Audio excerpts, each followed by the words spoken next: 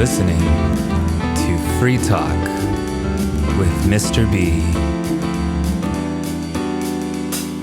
Hello, and welcome. This is MrB on Free Talk with MrB.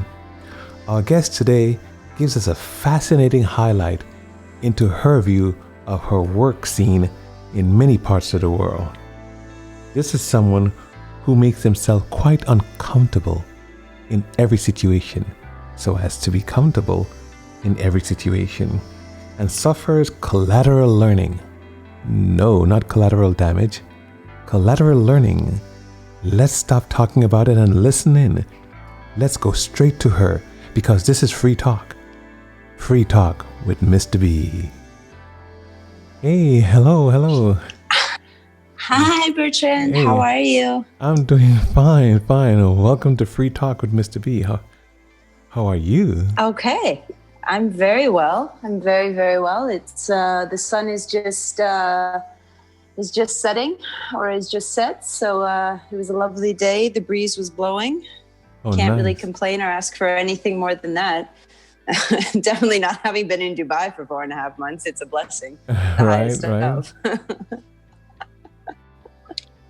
So how have you been? I've been well. Thank you so much. Thank you very much. Good.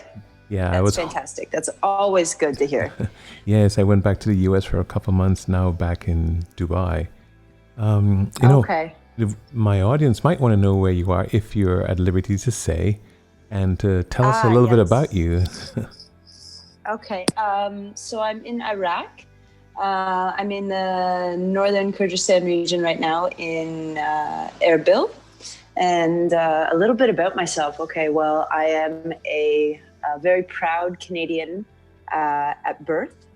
That's where I did all of my undergraduate studies. And when I first started to get exposed to the world and the broader community that you can create through your studies and through your life.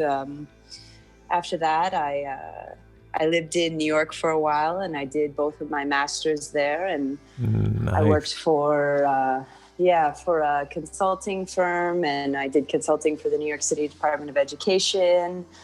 And then in 2015, I moved across to Asia, and I was working in Korea, specifically around skills accelerators and how learning new technologies can actually be applied to development of the youth there, specifically for the opportunities that were available to them in difference to the gaps that exist currently within their market for education and actually employment that's available. After that, I started working across Myanmar and Iraq, and I was going between the three for about 1.5 years, 2 years, and then I moved permanently here. I'm going on my second-ish year here in Iraq. So, very interesting. It's been good. It's been a journey. I'll say, to say the least. So when you were talking about your community, it's been a beautiful journey. Yeah, like you're in a global community. That's what you are, a real global community. Yeah. It is. Yeah, I find it's it very quite humbling. Very interesting, very educational. I found it quite interesting going through Irbil. I think I took a picture at a junction at one of the roundabouts on the way to the Irbil International Hotel, and it kind of show a road to Turkut, a road to Iraq, a road to Mosul, or kind of showing all the roads. And I took a picture of it. It's like, wow, I can't even believe I'm right here, showing all these roads. Yeah. It is, right? Like if you think about it in terms of just civilization, like Mesopotamia is sort of the bedrock for this area in terms of civilization. So it's a very humbling experience to think about everything that has gone on here from conflict-wise to peace-building-wise to just the development of society and how culture kind of moves forward and how people have this capacity to just continuously progress and move forward, even in some of the hardest situations. It's a very humbling and wonderful experience for me to have. and to be able to contribute in a small way to that sort of global community, right? As a servant leader. So, yeah. Because I started Free Talk for the purpose of giving back, and we talk about giving back to our community, and some of us, it's the global community, and you probably don't even state your role as big as I think it is, and as far as helping the community. I mean, how do you compare it to what you did in New York? Oh, I tend not to try to compare, because everything within its own existence or its own bubble can be considered as impactful and can be considered as contributing. My work in New York was much more focused on corporate social responsibility. So it was actually the opposite side of what I really find myself doing here. Here, I really am working directly with the people who benefit from, in a large part, the companies that operate here and the projects that are developed to assist them. In New York, it was much more of a theoretical type of deep dive for me into how organizations and companies can operate on a global scale and really have a human-centered focus, like a people focus in terms of their operations. And here it's really much more centered on the day-to-day interaction that I get to have. And to me, that's always been the part of my heart that I've gravitated towards. My first posting was in 2003 in Romania. And I did a lot of service work when I was younger, and volunteering was always like an institutional part of my life. My mother is like the most phenomenal pillar of community and acceptance and love, and she really brought that into our lives. But when I went to Romania, I just said, okay, I had the opportunity, and I just went, okay, let's go. And I was very young, and I was wide-eyed and a spring chicken, and it was a real deep end that I dived into, but it completely changed the course of what I wanted to do for my life. And I went back and I did another 4 years in undergrad, specifically focusing on international relations, public policy, civic engagement. And it really sort of transformed the entire direction. When I was younger, I always thought I wanted to be a social worker. So it's not far off from what I do now. It's just in a different capacity, right? Like still understanding how you can serve, how through your own leadership you can serve others better. And that's why when it comes to leadership, I'm a strong believer in servant leadership. Right. And not in a typical hierarchical structure. Yeah. I guess it would make sense. I guess it would make sense anyway, because you got it from your mama. You heard that phrase. I did get it from my mama. Yeah, no, my mom is pure light. If I could even get a quarter or a fraction of her, I would be blessed for the rest of my life, and every person who came across me would be as well. Yeah, she's a beacon. She's a real pillar of our community at home, and she really entrenched deep ethics and morals, within me. Very nice, because to me, you are as brave as they come, because you are absolutely certain about what you're wanting to do and hoping to do. And I think you, in northern Iraq, Kurdistan, I think you're like a pillar in the community. I think everyone must know you up there as far as what work you're doing. It seems like it at times, yes, which is absolutely humbling and wonderful, because Irbil is a very broad community, but it's also very small. So if you feel that you can contribute in a positive way, and it's received that way through not only just the people that you're serving, but also it's recognized by your peers, I think it's a wonderful thing. And everybody knows that I'm motivated by purpose. Purpose is my driver behind everything in life. And it's what gets me to engage. You are very purposeful. Does it include Dahuk and some of the surrounding communities too? Yeah, so it's across Suli and Dahuk and Irbil, and then we also operate My company operates in the federal state of Iraq, so we work across Anbar province, Mosul, down in Basra. So it really runs the entire country, which is a wonderful thing when you're thinking about it from a inclusive standpoint. It's really beautiful to be able to see the differences that exist amongst the regions. And a lot of people really don't even know that in terms of Kurdistan versus the federal state unless you've lived here. So it's it's really wonderful because, you know, as much as I do work, I'm also learning in the process. Every time I meet someone or every time I engage in a project in a different area, I'm learning as much as I hope I'm giving, to make myself better, to make me be able to lead in a much more compassionate and empathetic and efficient way. Yeah. Yeah, and I think it's awesome because, you know, some people know the term collateral damage, and you have like some collateral learning. You know, what a difference. It's true, yeah.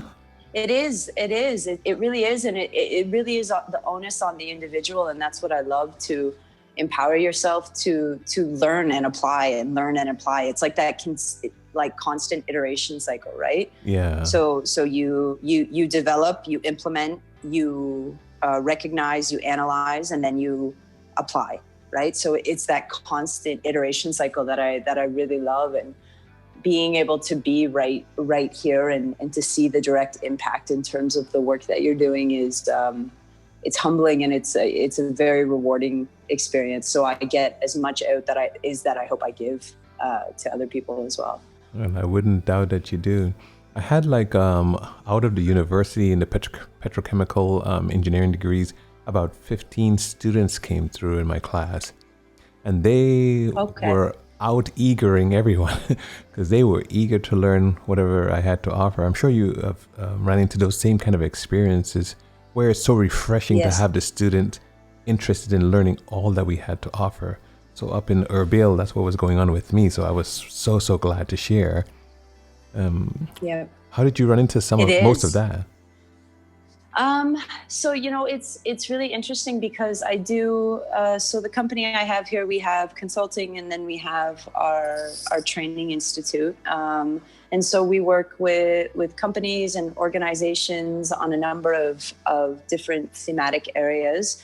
We work as an implementing partner, and then we also work in the design phase. And then we also look at how to make them the most efficient and effective in terms of being agile in this area. And, you know, it's always wonderful because every person you meet comes with their own history and their own understanding of how to apply the knowledge that you're giving them. So it's a constant learning cycle where you're always finding ways to better your facilitation and to show up and be more present and to be able to really train yourself on how to present information so that the learner can really apply it directly. So it's a constant challenge on yourself, and it's one thing that I love. I thrive off of challenging myself in new areas. But the best thing about it is that you realize and you understand the connectivity of our global community. One of our projects that we ran a year or so back was we were training 500 youth in the conflict area of Mosul right after the liberation. And I don't know how to explain how amazing it was to see men and women working together in an area that for so long that was not accepted and that was not allowed. They had no freedom to be able to collaborate and exchange ideas and learn from one another. Mm-hmm. And it's a really moving experience when you start to see how the work you're doing really brings communities together and reminds you of sort of how connected we all really are. Right. Outside of the finite ideas of how we identify ourselves. Okay, very true, very true. You know, as you were saying that, I was like, I have to back up a little bit because, I mean, my audience might be wondering, how does a young girl from Canada get to New York and get to... Young. I'll take that. Young. I know, but you must have started off somewhere and started off young. But it's like, as we're giving back, I always want people to believe that the universe opens up doors of opportunity, and it closes sometimes, but they're always opening up and closing. And when they're open, we tend to jump through, and the people that jump through become something other than what they plan to be. What windows of opportunity did you jump through for our audiences to just have an open mind that kind of, when you look back, you're like, oh my gosh, if I didn't take that pivotal step, I would not be here doing this job or something? If I didn't throw myself continuously into situations that would be defined as being uncomfortable, and to say the least, I probably wouldn't be where I am. I always had a really different view for myself, for my life. I was fortunate enough to be raised by my grandfather, who always challenged me to ask more for myself in terms of how I can better use myself in service. He lived in service for his family and for his community. He was in the military, and then he served his government as well when he got back. And it really sort of opened up my eyes to creating a life that felt very authentic to me. So I kind of am more ruled by intuition than I am by logic. Right. I always just kind of felt that it was the right thing for me to do. Or if it challenged me because it felt uncomfortable, I did it.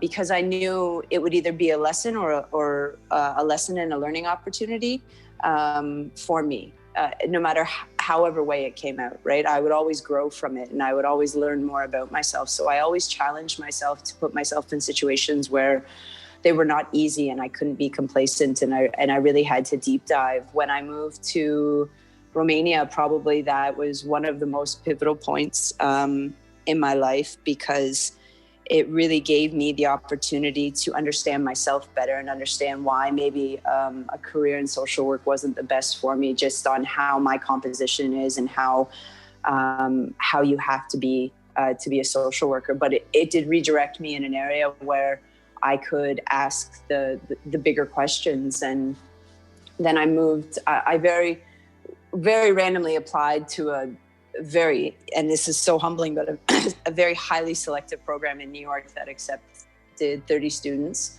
And I never in a million years thought I would ever, at Bard College, I never in a million years thought I would ever get accepted, but I did. And I just said, all right, let's do it. Right. Another one of those. Packed everything up. Yeah. And I just packed everything up and went. And then, when I was there, I had the opportunity to take part and lead in our Thursday discussion sessions that we had at the Levin Institute, which put me and threw me into a network of people like Ted Sorensen, and I got the opportunity to cover Barack getting elected, and it was just always me saying, okay, this feels really uncomfortable. Okay, I have to do it. Okay, this isn't easy. I got to do it. Like, right. Because I always just sort of had like my grandfather there saying, you'll never not be okay.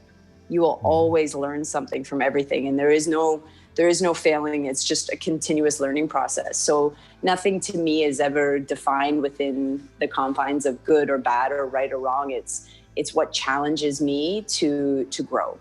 And that tends to be how I have guided my life and how I do guide my life. Right. And sometimes it works out, and sometimes you're like, okay, this might be a little more than I had bargained for, but you always learn from it. And then you can always apply that knowledge moving forward.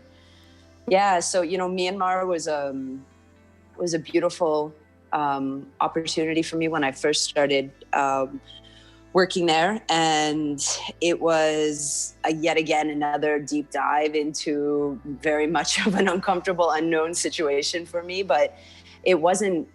It always felt right because I knew I would always be held, and I knew I had something I could give. I had a skill set that I could give to a community of people.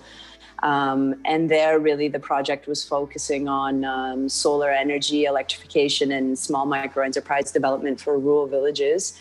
And we were taking communities where women didn't have a lot of opportunity because of how remote they were, or just the nature of the country at the time in transition. And so they were being trained to be solar engineers. And then from there, they were able to teach their community how to electrify their community. And then from there, being able to start and run their own businesses. And so to really empower them to change the direction of their lives and their community lives. And it's a wonderful opportunity to understand the possibilities you have to make the world a better place. And through deep understanding and listening, to be able to create practical solutions that suit the people that you get to work for and work with.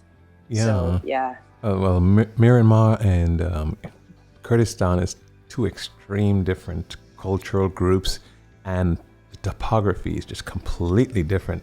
So you must have really put that uncomfortable in front of each one of your words. Yeah, but the more you spend in different communities, the more you realize how similar everyone is. It's a really interesting misnomer in terms of this idea that we're not really as connected on a cellular level the way we are. If you go to Myanmar, if you go to Iraq, in the Western Sahara, in the Congo, Norway, anywhere, New York, a mother still wants the same things for her children. Right, for sure.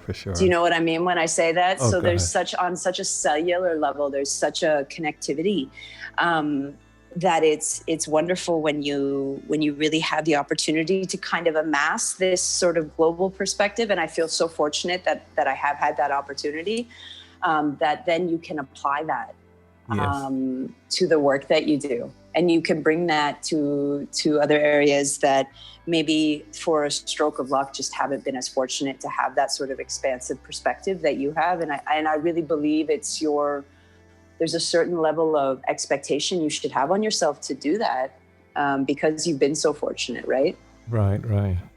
We have way more similarities than we have differences, and it pops up in all of the normal places. One of the examples I use when I tell others is that something as simple as, the rim of a bicycle, like if you took out all the spokes and so on, you'll just be left with a rim. And people in the Southeast Asia were hitting that rim around the yard the same way we were in the islands. And when I worked in Angola and Nigeria, we saw the same thing. I was like, okay, who told you guys we were doing that? Who told you guys we were? And they didn't know we were doing that, but they did just that. And it kind of says, wow, we're so connected. So wonderful.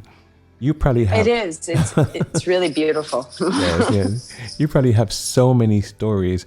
I want to know, would you come on again with some specific subject matter that's passionate to you that you want the world to know on Free Talk?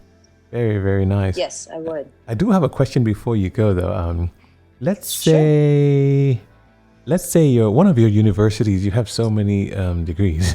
They invited you to be the keynote speaker, let's say. Yes. And so this is an opportunity to tell that graduating class something very important. What do you want them to know? What would you want them to know?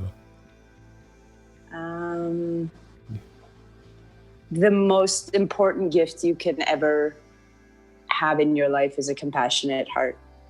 Compassion towards yourself and compassion towards others. And it's the best gift that you can ever give of yourself, is to be able to have compassion.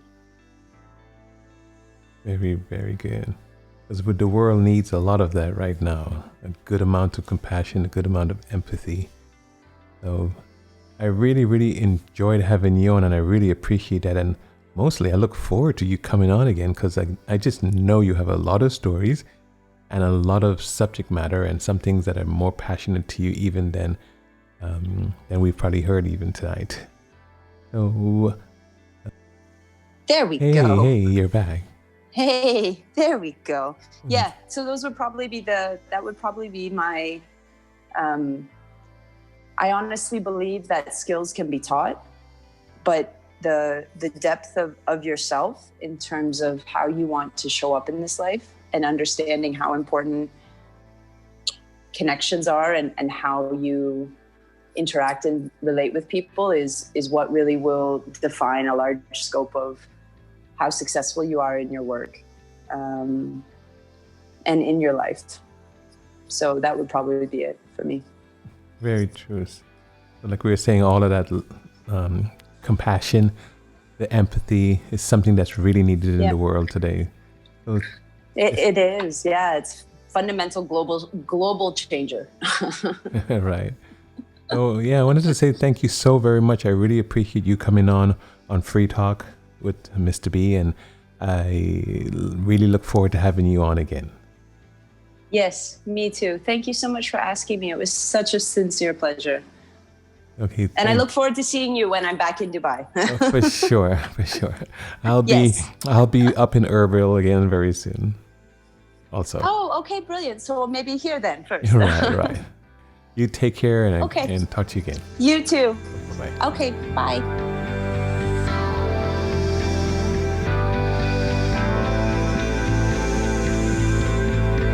Thanks for listening to Free Talk with MrB.